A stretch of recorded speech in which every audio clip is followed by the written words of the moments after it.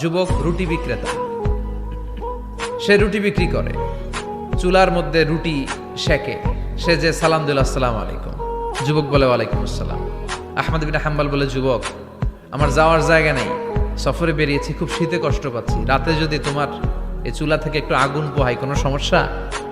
যুবক বলে, না না সমস্যা না, আহলান ওয়া সাহলান, খুব সামনে আসেন আসেন, আপনি আগুন পোহাইলে আমার সমস্যা কি? সুবহানাল্লাহ পড়েন।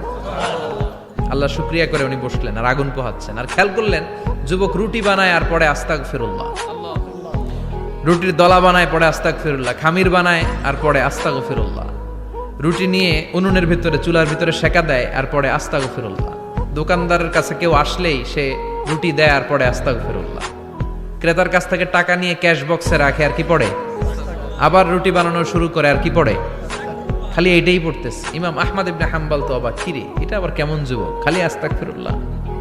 উনি প্রশ্ন করলেন, যুবক ঘটনা কি? আসার পর থেকেই তোমার দেখতেছি তুমি রুটি বানাও, রুটি বিক্রি করো আর পড়ো আস্তাগফিরুল্লাহ, মালাকা ইয়া শাবাব।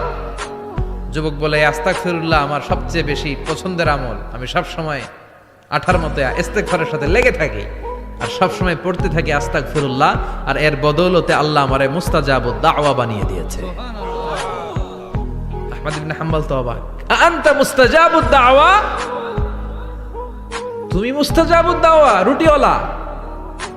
আমি এত বছর হাদিস পড়াই, আমিও তো মুস্তাজাবুদ দাওয়া না, আর তুমি রুটি বেচো বাজারে, তুমি মুস্তাজাবুদ দাওয়া, তুমি দোয়া করলে সব কবুল হয়ে যায়?